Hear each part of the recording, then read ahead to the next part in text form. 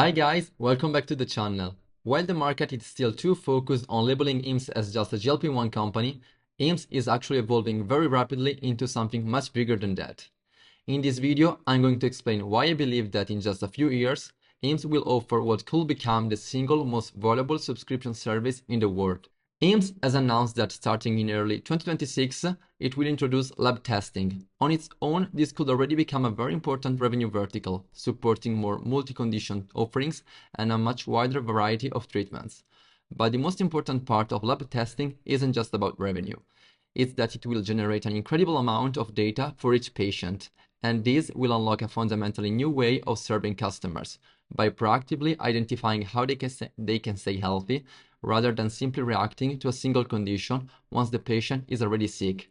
This will mark the beginning of proactive care. My vision is that IMSS will eventually offer these lab tests on a regular basis.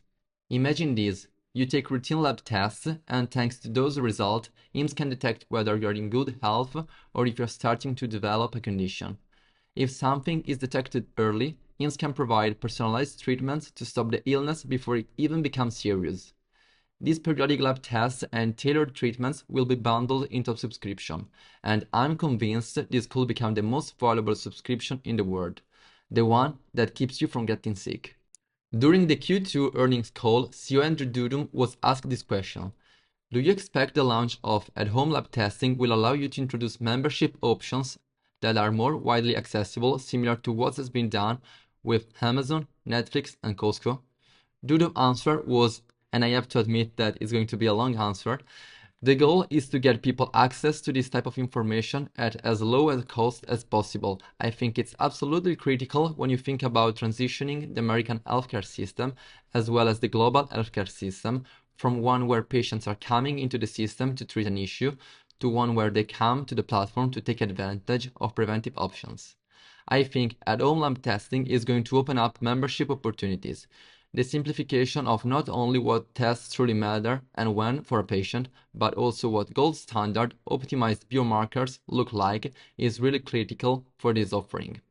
We live in a country where the majority of people die from preventable diseases, and so there is a massive disconnect in access and education with regard to what these test outcomes should be.